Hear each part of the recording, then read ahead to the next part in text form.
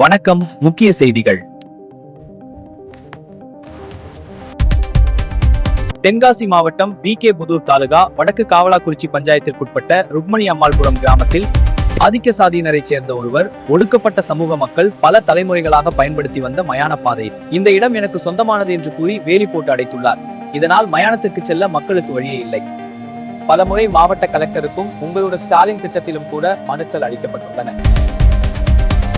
ஆனால் அரசாங்கம் இதுவரை செவி கொடுக்கவில்லை என்ற குற்றச்சாட்டு எழுந்துள்ளது.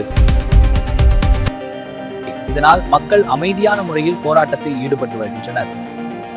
மக்களிடம் செல், அவர்களோடு வாழ், அவர்களை நேசி என்ற பேரறிஞர் அண்ணாவின் கொள்கை பாதையில் அறிவிக்கப்பட்ட உங்களுடன் ஸ்டாலின் திட்டம் இங்கு செயல்படுகிறதா என்ற கேள்வியும் எழுந்துள்ளது.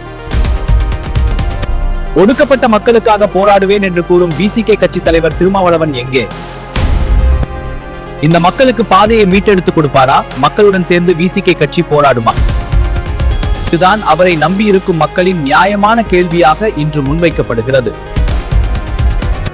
இது போன்ற மக்கள் பிரச்சனைகளை எளிதாகவும் துரிதமாகவும் தெரிந்து கொள்ள உங்கள் நிரஞ்சனா ரஞ்சித் யூடியூப் சேனலை சப்ஸ்கிரைப் பண்ணிட்டு உங்க ஃப்ரெண்ட்ஸுக்கு ஷேர் பண்ணுங்க.